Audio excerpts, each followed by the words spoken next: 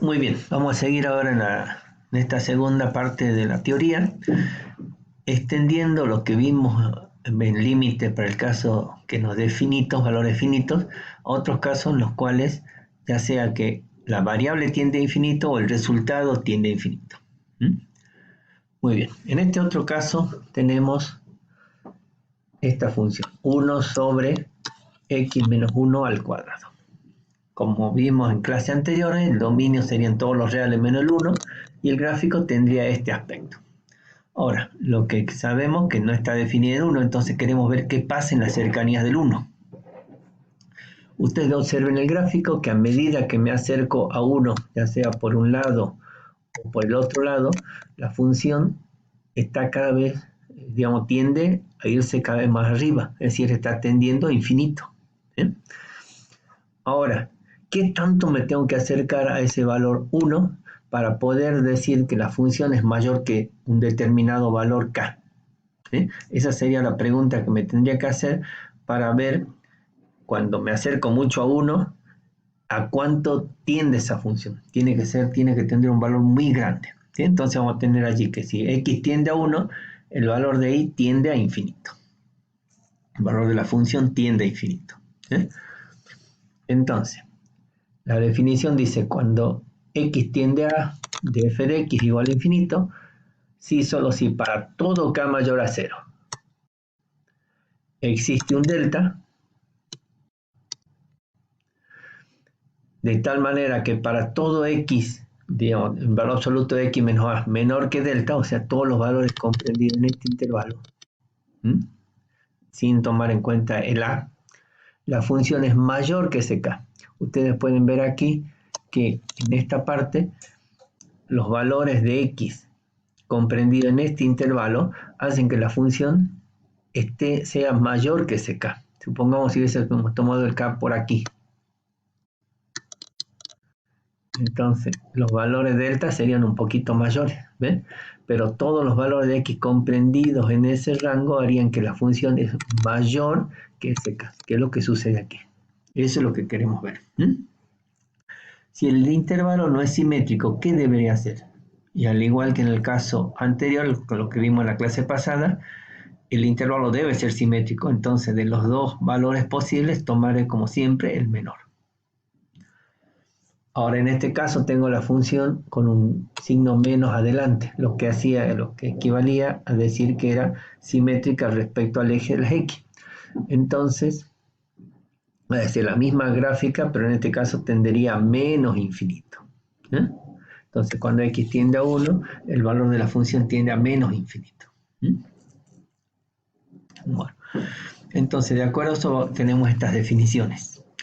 El límite cuando x tiende a menos infinito, sí. Para todo k menor a 0, existe un delta siempre mayor a 0, que de tal manera que el valor absoluto de x menos a mayor a 0 y menor que delta, ocurre que f de x es menor que sk. Y luego esta es la misma definición, nada más con la observación de que el k es mayor a 0, pero en este caso el f de x es menor que menos k. Esa es la única diferencia. Es la misma expresión, nada más que en un caso tomamos un k positivo y en el otro caso un k negativo. Y acomodamos de tal manera que la función quede menor que ese valor. Entonces, vamos a probar aquí con un ejemplo qué es lo que ocurre. El resultado de este límite tiende a infinito. Entonces, para todo k existe un delta, de tal manera que el valor absoluto de x menos 1 menor que delta, siendo k impositivo, ocurriría que f de x tiene que ser mayor que k. ¿Sí? Entonces, tengo que ver qué tanto me tengo que acercar, cuánto tendría que valer el delta. Entonces, parto de que la función es mayor que k. Al ser positivo, al estar elevado al cuadrado es positivo, puede pasar multiplicando sin cambiar la desigualdad. Al aplicar valor absoluto, al aplicar raíz cuadrada, esta expresión se convierte en valor absoluto. Entonces va a quedar valor absoluto de x menos 1 menor que 1 sobre raíz de k. Nosotros queríamos llegar a esto. Valor absoluto de x menos 1 menor que un cierto delta. Y aquí tenemos valor absoluto menor que algo. Ese algo es mi delta.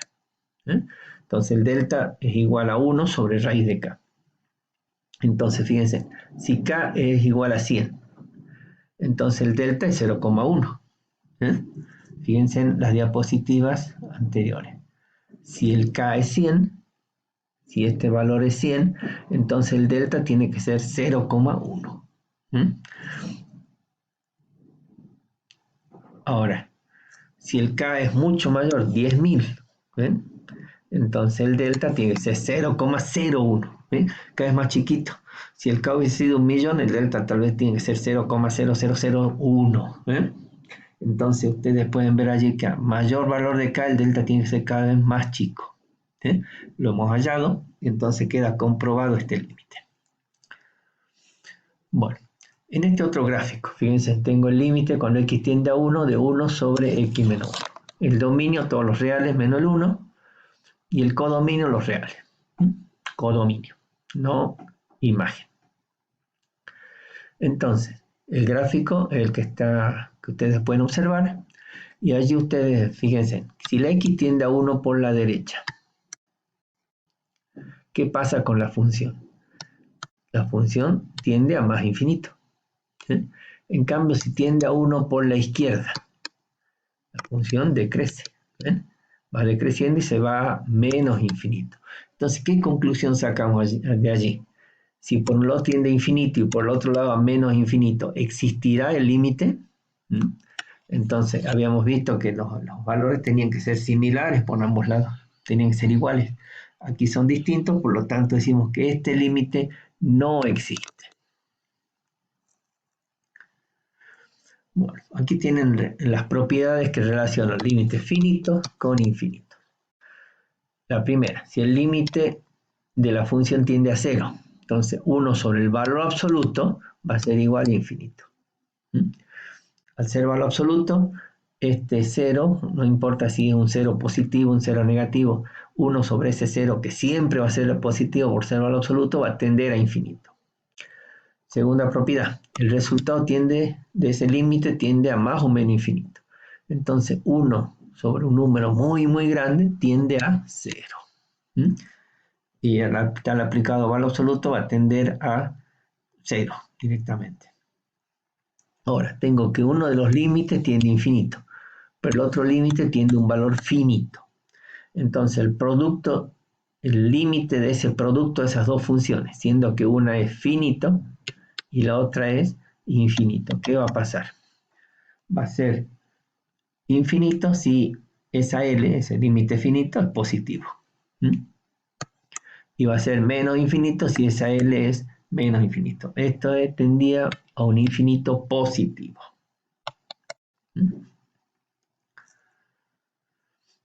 Bueno, en este caso, el límite de 1 sobre el límite de la función tiende a 0. ¿Y aquí qué va a pasar? 1 sobre 0, lo que ocurriría. ¿sí? 1 sobre un valor muy, muy cercano a 0. Pero dependiendo si ese 0 es un 0 positivo, me va a dar infinito. Si es un 0 negativo, me va a dar menos infinito. Y si es un 0 para un lado positivo y para el otro lado negativo, no va a existir. Como es lo que vimos hace rato en el ejemplo de 1 sobre x menos 1. Bueno, aquí tienen dos ejemplos que ya lo vamos a analizar en el próximo video. Ahora, ¿qué pasa si la variable tiende a infinito o menos infinito? O sea, bien a la derecha o bien a la izquierda. En ese caso, puede ocurrir que el límite de un valor finito. Entonces, al dar un valor finito, vamos a decir que existe para todo epsilon mayor que 0, va a haber un epsilon. Y eso tiene que ser que para todo epsilon se verifique esto. Va a existir un h, de tal manera que para toda x mayor que h, ocurrirá de que el valor absoluto de f de x menos l es menor que epsilon. Para menos infinito ha de ser exactamente lo mismo, nada más que ahora el h ha de ser negativo y para todo x menor que h. O sea, va a estar para la mano izquierda, en la parte de la negativa de las x. Bueno, vamos a ver con un ejemplo qué es lo que pasa allí. La definición dice que para todo epsilon, o sea, fíjense aquí tengo un epsilon mayor, más grande. Este es mi valor de h. Ahora, si el valor de epsilon lo achico, ¿qué va a pasar con el valor de h? Se va a desplazar hacia la mano derecha. ¿Ven? Entonces, para el primer caso, todos estos x verificaban. ¿Qué es lo que verificaban? Que la función quede dentro de esta franja que tengo aquí. ¿Sí? Ahora, si achico el valor de epsilon, si tomo un valor menor de epsilon, el h se desplazó. Ahora, ¿qué va a pasar? Los x van a ser todos los que están aquí, a partir de este valor. ¿Y qué van a hacer esos valores de x? Van a hacer que la función, toda esta función, quede dentro de esta franja. Eso es lo que queremos hacer nosotros. Entonces, si queremos un epsilon cada vez más chiquito, el h se va a ir desplazando cada vez más hacia la derecha y la franja esa va a ser cada vez más finita. Bueno, aquí tenemos la x tiende a infinito y el resultado infinito. Entonces, va a haber, para todo k mayor que 0 va a existir un h. Entonces, para este valor de k, este es el h correspondiente. Entonces, ¿qué es lo que ocurre? Para todo x mayor que ese h, hacen que la función sea mayor que ese k. O sea, todo esto, toda esta parte. Ahora, si cambio y tomo otro valor de k, se desplaza y el h va a ser ahora este. Entonces los valores para todos los valores de x que están en esta parte van a hacer que la función sea mayor que ese valor de k. Bueno, aquí en este caso yo les dejo esta definición y ustedes tienen que ubicar en este gráfico cómo sería ese caso. ¿Sí? Vamos a verlo rápidamente. Tiende a medio infinito, entonces tendría que ser el gráfico algo así. El k menor a 0,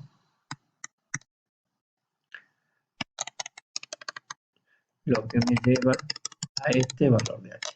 Entonces, para todo x menores que h, hacen que la función sea menor que este k. Bueno, aquí les dejo para que ustedes completen el gráfico, completar el gráfico correspondiente y a qué es equivalente eso. Eso lo voy a dejar a ustedes que lo hagan y luego lo consulten en la consulta de teoría. Entonces, valen las propiedades vistas para límite finito y que relacionan límites finitos con infinito. En este caso tenemos esta expresión, tiende a 0. Entonces, para todo epsilon mayor a 0 existe un h. Eso quiero buscar. ¿Sí? Entonces, parto de la definición de que f de x menos el límite es menor que epsilon. La función esta menos el 0 queda la misma función. Opero. Entonces, ¿qué llegue?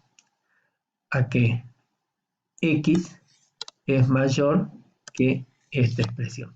Entonces, ¿qué me está diciendo? Que esta expresión es mi h, porque yo quería llegar a un cierto valor de x mayor que es h. Entonces, si el epsilon es 0,01, el h va a ser 11. Quiere decir esto que este es mi epsilon. Entonces, todos los valores a partir del 11 están dentro de la franja. Si el epsilon es más chiquito, obvio que este h se va a desplazar. ¿Sí?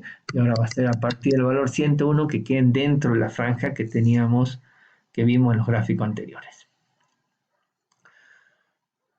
Bueno, aquí tenemos una serie de ejemplos que eso lo vamos a ver ya en el video correspondiente a cómo realizar los prácticos de este tema. Bueno, hasta aquí, luego ustedes vean los ejercicios, los videos en donde están los prácticos correspondientes.